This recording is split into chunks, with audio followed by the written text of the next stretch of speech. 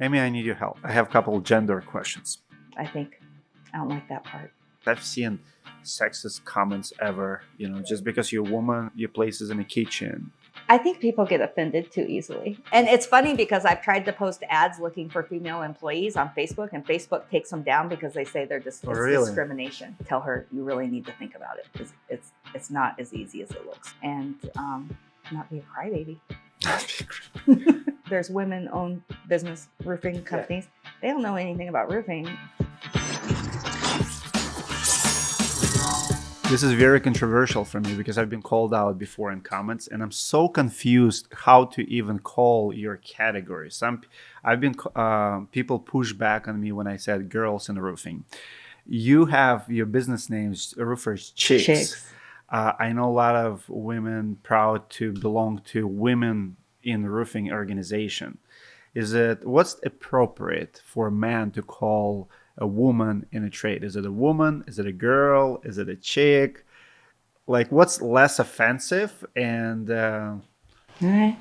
if people call you, what would be offensive? Like girls in the roofing, chick, like. I think people get offended too easily, personally. I agree. My girls that work on my repair crew, they call themselves the girl crew. The girl crew. And I've had other people say, well, shouldn't it be ladies or women? And well, that's what they call themselves. So we call them the girl crew.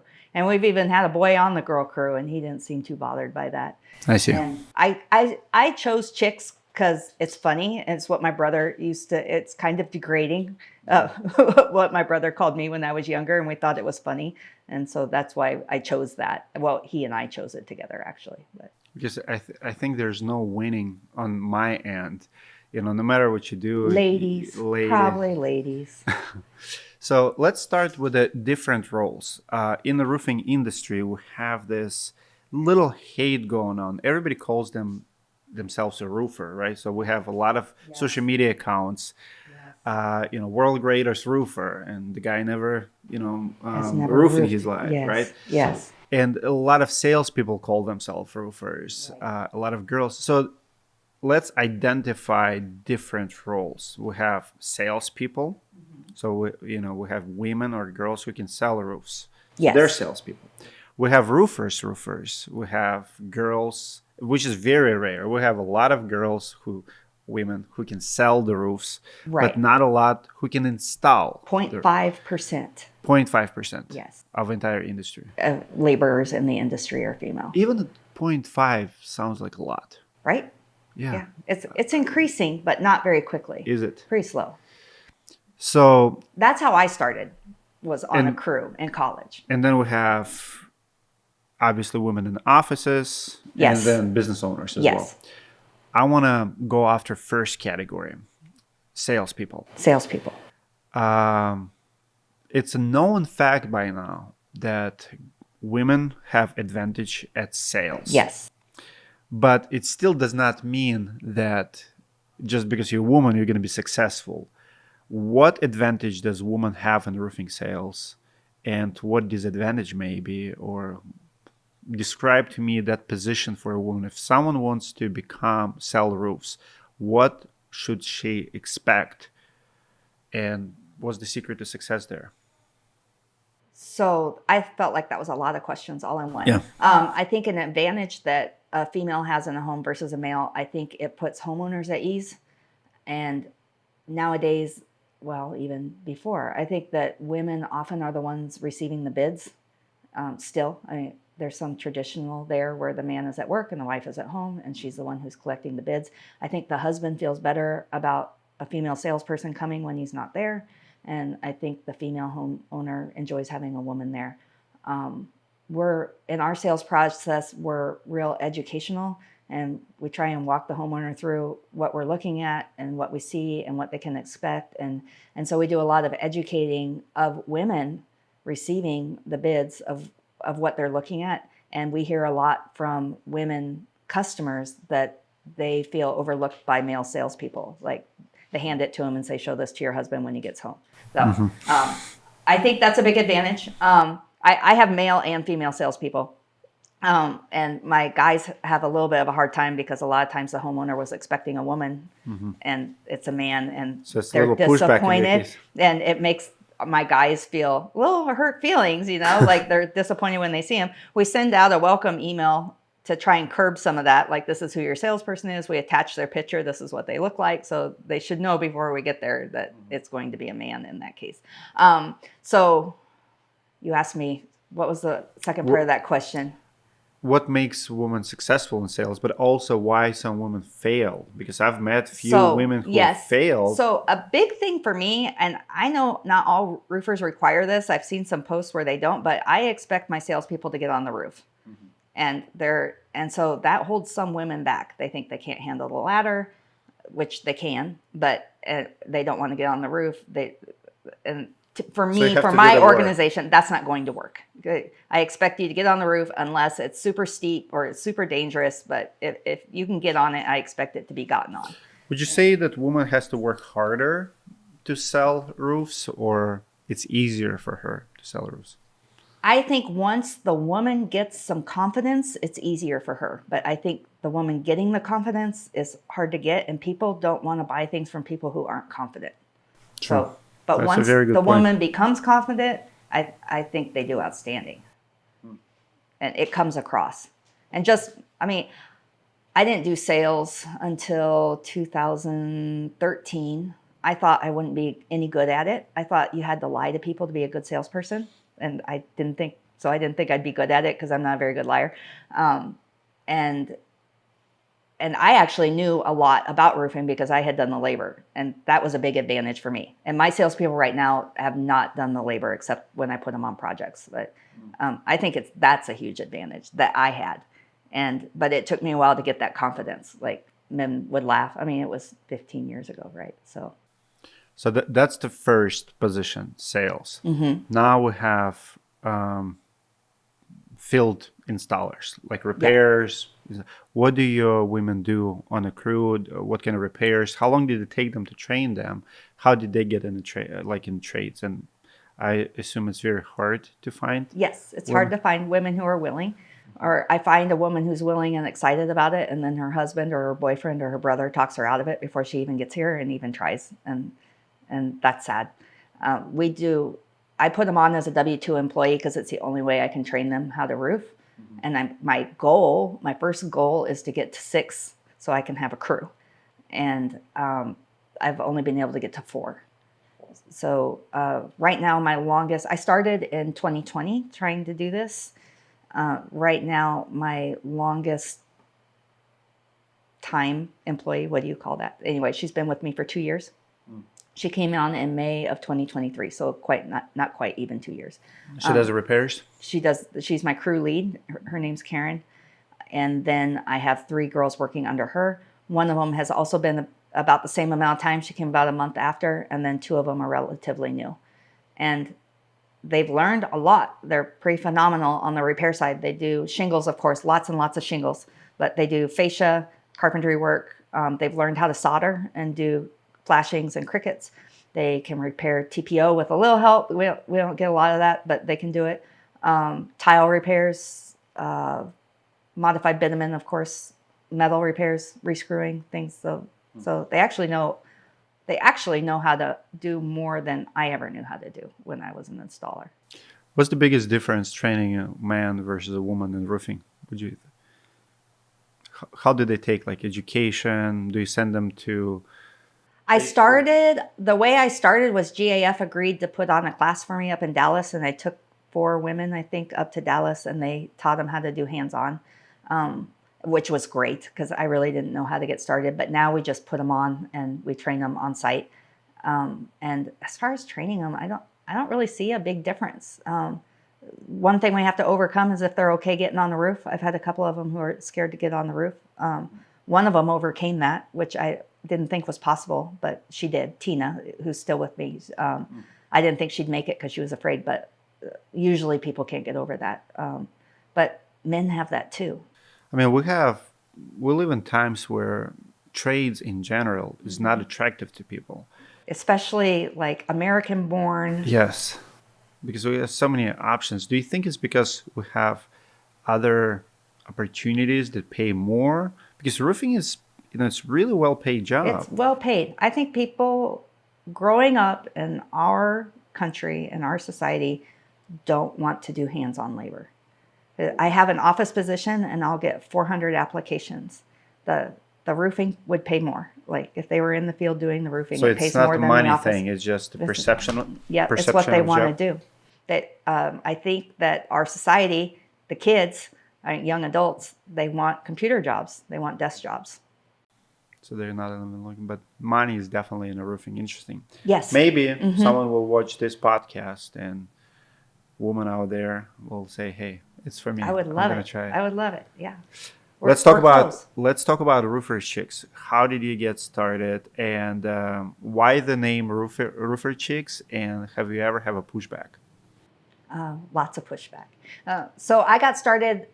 My brother Scott, he owns Kangaroo with his wife Stacy up in Round Rock, and he started a roofing crew during college, and I went to work for him, and we did that during the summer. We made a lot of money. It was a great way, paid for most of my college, and then we both got real jobs afterwards, and neither one of us really liked our real jobs. So in 2000, I was 25, and he asked if I wanted to move to Austin and start a general contracting company.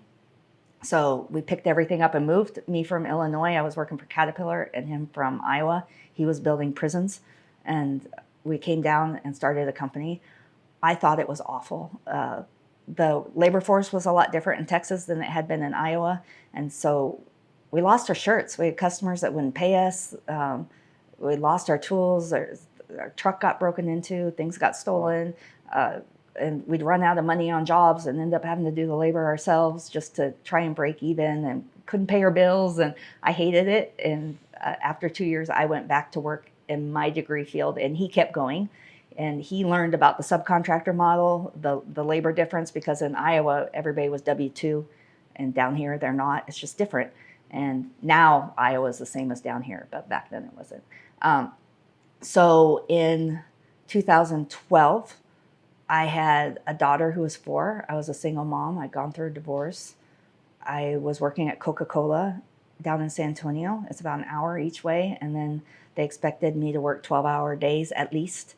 And I was making $50,000 a year, which is okay. I could barely pay my bills. And I was miserable. I hated it. And I called my brother and just crying and saying there has to be more to life than this, than just working and punching a clock and leaving. And he said, come back into roofing. I'm like, oh, no, because it had been so bad. And he promised me that he would pay me every week if I would come back. So I was like, okay. So cut my pay to about $30,000 because we're starting from nothing. And he and I and his wife was a silent partner. We just started and did pretty well. We got certified with GAF. And first year we did 175,000, and then we doubled every year after that. Went along 4 years. We got sideways, and I ended up splitting off. He bought me out, and I split off from him. And back then he was called Feller Roofing and Remodeling. So when we did the split, I just did Feller Roofing of New Braunfels because we didn't want people to think that we were fighting, even though we were. And it just seemed easy. How was it to fight with your brother? I actually met him at a Job Nimbus summit back in 2018, I believe. Right. It was hard. It was a hard season. We'd always been best friends, and that's what happens working with family. That's why sometimes. They say don't do business with the family. That's why they say. And I thought, and people said that back then. And I'm like, oh, that would never happen to us. I thought we were the exception, but we were not the exception. But and everything's fine now. But it was a hard season. It was very difficult. And I had to do a lot of soul searching, and because I had not wanted to be an owner. I didn't want to own a roofing company. And here I was owning a roofing company, or I had to go do something else. And so just dug in. So why did you decide to rebrand Feller Roofing to Roofer Chicks? Way back in 2012-13, my brother and I were having drinks one night. And I said, wouldn't it be funny? Truck wraps were just kind of becoming a thing. Yeah. And I said, wouldn't it be funny to have roofer chick in the back window of my truck? And ha and anyway, next day comes around, I'm not drinking, and I think about it, and I'm like, that is not a good idea because I'm not an attention, I am now, but back then I wasn't attention seeking, and I thought, well, that'll make everybody look at me, and I won't be able to, everybody else be staring at me all the time. I decided it was a bad idea, but I didn't tell him that. And I went on vacation and I came back and he had put it in my back window as a surprise.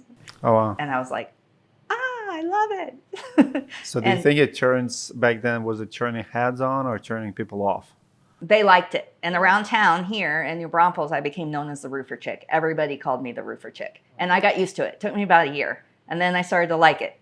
And so in 2020, I got all excited about trying to put together an all-female crew. And then that's when it's like I wanted to rebrand because it had my name on the company and you can't sell.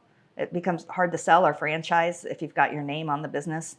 And it just seemed natural to switch it to roofer. I was going to call it roofer chick. My employees got their feelings hurt and they said, well, it's all of us. It's not just you. And the men weren't sure about it. Like, what are we doing?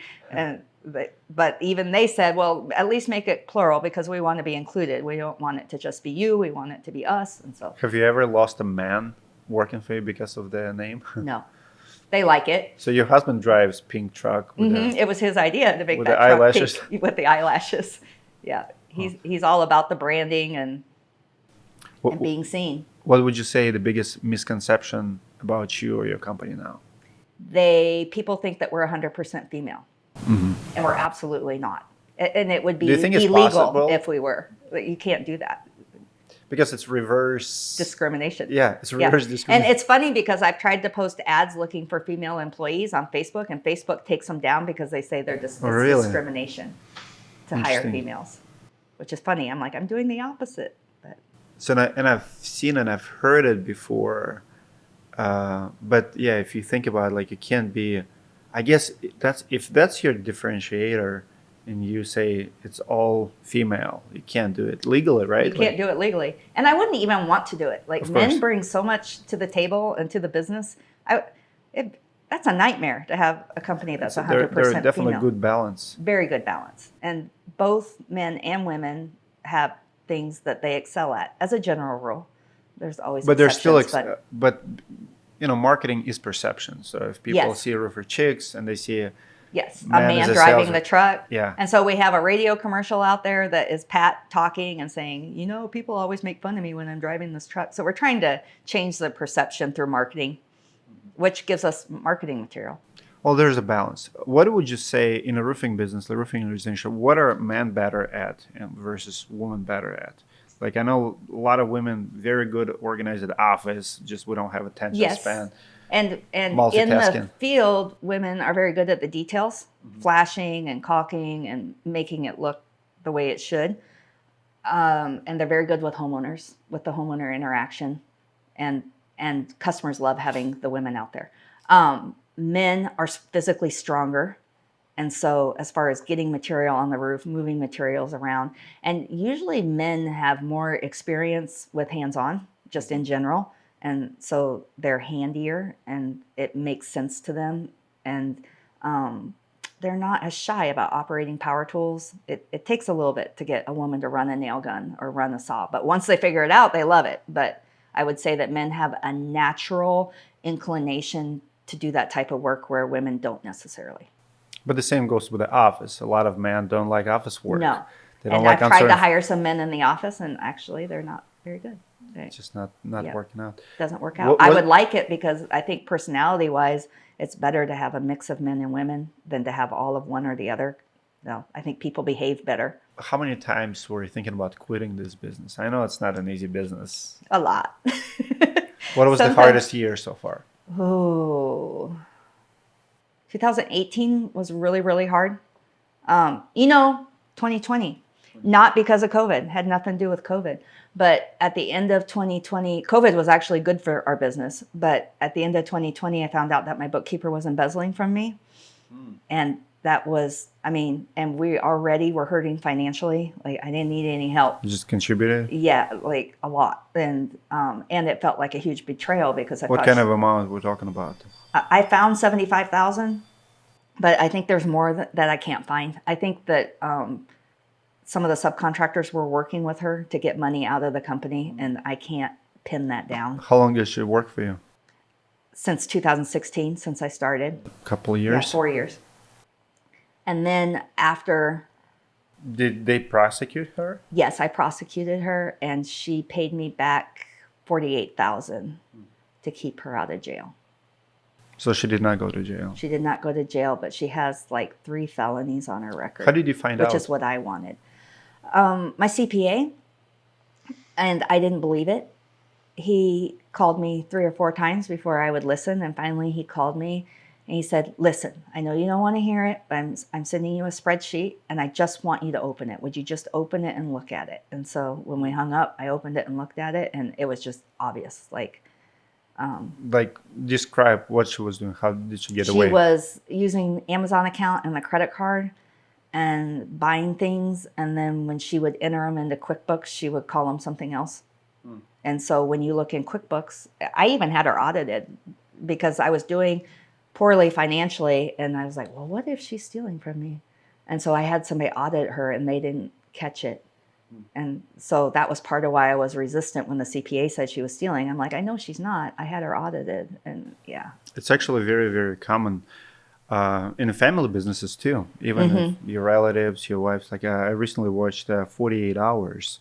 And it was wife of the husband, and they were getting IRS letters that they're gonna shut down the business for like $150,000. We were getting letters like that too, and she would just throw them in the trash. And so I had, I was in trouble. Yeah, I had stuff that wasn't getting paid, and liens on my property that I wasn't even aware of because. Really? Yeah, it was. So it was devastating. It's probably more than 75,000. Oh yeah, I'm sure it was. I mean, that accounting, and it's been hard to recover from. Like, still, I think I'm still recovering 5 years later. But. Do you feel like it's more taking mental toll on you, like trusting people, or? It's definitely made me run my business different because back then I had all my AP and AR and everything in one person, and obviously I should have caught it, right? So I wasn't in my books, and there's some guilt and shame involved in that. And so now those tasks are divided. And back then I was telling her, she was like, I'm so overwhelmed. I have to work all these hours. And I said, well, give some of that to somebody else. Let somebody else. And she's like, no, I have to do it myself. And that's why. So anyway, learning curve with all of that. You know, it happened to me twice. Well, that makes me feel better. I prosecuted my assistant. She wrote a whole bunch of checks, smaller amount, but $6,000-$7,000, came from temp agency, a 20-year-old girl, and started stealing right away. And I don't micromanage, but I see everything. I see emails, I see accounts, charges, right? And you know what I learned? My family, my wife, everybody tells me that I trust people too much. I don't know how not to. And I always tell people that you might as well leave cash in your wallet and your checkbooks everywhere in the open, because if you don't trust your team, they still gonna do it. The thing is, and I still do it to this day. All my employees know it. They all have my cards. They're like, I'm open book, right? Because person who wants to steal, they'll find a way to steal. It doesn't matter what security you put in. It doesn't how hard you're going to put a lock on. Like, you can do all of that. The person who wants to steal, they will figure out a way, and they'll do it in the sneakiest way possible if they think they can get away with it. And a person who, like this guy, he will literally call me and text me. He's like, hey, I just use your card and for personal thing. And I'm like, don't even tell me that. My card wouldn't work. Yeah, just let me know later. Like, I trust you. Like, I know you'll make it right. But honest people will go above and beyond to make sure that they pay you back, and they create a note, and they'll repay you what's not. But crooks, no matter how much effort you put to protect your business, they're still gonna do it. And I've decided, I've done some soul searching on that too. I don't want to live that way. I don't want to live in a world where I can't trust people. I don't want it to make me that kind of person. So and I'm that's not the hardest going to be. Yeah, that's the hardest, because it doesn't stop. You let them go and you hire another one. How do you feel about industry drama and people calling each other out? What's the Texas look like here? Have you ever called out your competitor for shoddy work, or? I try not to be that person. I don't like conflict very much. I love the Facebook groups. I go through, I read a lot of posts. Sometimes I comment. I don't like how we shred people. Like, people post a question and people just or post a picture and they just And ridicule. roofers are just so hard, especially on women. Like every time, like it must be 10 times harder for you because I've seen sexist comments ever, just Right. because you're a woman and you're trying to argue with a roofer. How often do they use that you're a woman in an argument? I don't really get that too much. I don't. I know other women have. There's a woman's Facebook group called Harness and Heels, Okay. and that's a great place to go ask questions because you skip a lot of that. They don't act the same, but it's not as entertaining either, right? And I don't know. I was just looking at a post this morning in one of those groups where it's missing 3 ridge shingles, and the roofer, is asking if he should call insurance, and everybody's like, "Oh yeah, you should because that shingle's discontinued, but don't tell the adjuster it's discontinued, and you can get the whole roof bought." Because I'm like, just so much scamming, and Not it's honest. yucky with the insurance, and I don't know. I think I don't like that part. I have a couple gender questions. Uh oh. If you weren't a woman, would you have gotten this far in this business or even further? I think it can be an advantage. Um, it isn't quite your question, but I would not have gotten as far as I've gotten without some of the men in the industry. Like they have taught me so much. My brother, for sure, and my ABC guy up in Austin. But it's an advantage, and I get frustrated. I think a lot of women in the industry act like victims because they're a woman. We're not victims, Mm-hmm. right? We can come in and steal a show. Yes. Yeah, and I don't like that at all. And that's I get kind that's of tired of some of the women groups, yes, I and agree 100%. I've pulled back from a lot of those just because it's not who I am, and I don't feel persecuted by men in the industry. I don't feel like they're mean to me. I feel like they have bent over backwards to help me be successful. Maybe because I'm a woman, but I agree. yeah, yeah, I would add to that a little bit because it's interesting that you said it. I see some women trying to not only play the victim card, but they play minority card and they play it way too hard. And we do have it. We have it in the black community, like black owned business or veteran owned business, right? woman-owned But if business. if we think about it, I mean, we can create a community like Mexican owned, like right. So there's so many groups, but have your own group, have your own retreat. Like nothing wrong with that. But it's when you try to use that group against everyone else, that's where I have a problem with. So like women of roofing, great, go, And chill. as a woman, I get a little frustrated because there's women-owned business roofing Yeah, companies. They don't know anything about roofing. true. They're bookkeepers, Yes. right? Or just And there's a owners. big difference. They're Like, not in trades or they don't right? know the basics. They not out there and in it, like And that's the really in it. yeah, that's the problem in general in trade. So we, like people in trades, they respect people in trades. And when you just label yourself as, I'm a roofer, but you are just a salesperson, the tradespeople will never give you respect that they're trying to get. You're not like, call yourself, I'm a sales rep, I'm a business owner. But when you Right. call yourself a roofer, Right. that's where you're going to get Yes. called out. You get it. Yeah. And people who are get offended. Yes. Yeah. Are you afraid of being seen as a novelty company? We might be a little bit. I know that the brand is a lot of fun and we have a lot of fun with it, but we're also extremely competent and we put on a damn good roof and we have great customer service and we stand behind our work and we honor our warranties. And so we're not just a novelty, we're the real thing. We just have fun doing it. So, but I think some people look at it that way. Outsiders looking in, they're like, oh, they're just playing the girl card. But Is there such a thing as too feminine in this business? I think if we were 100% female, yeah, that would be too feminine. Yeah. It's not right. It's not fair. It's not ethical to do that. But there's no such thing as too pink. We need pink shingles. Do you feel pressure to be tougher than the guys, even if it's not who you are? No. I feel like I can be myself. I have the knowledge. I have the background. I know what I'm doing. I remember long time ago when I was just doing sales. I wasn't an owner, and I went out in the country, and this big old boy pulled up on a four-wheeler, and it was a TPO roof, and he started just asking me questions, one after another, and then he got silent for a while, and he goes, well, I guess that's all right for a girl. It's always stuck with me. Like, I won, but yeah. What's something women in roofing can say to each other that men can't? I told Megan yesterday it looked like she'd been drugged behind a truck. A man probably can't say that. I don't know. We're pretty open around here, but the men too. And probably have HR, if we would have a field day sometimes around here, probably. Right. I have about 10 questions, just rapid fire. I'll ask them quick. You answer them quick. Okay. Or maybe you want to expand. What's your power tool of choice? And don't say the team. Nail gun.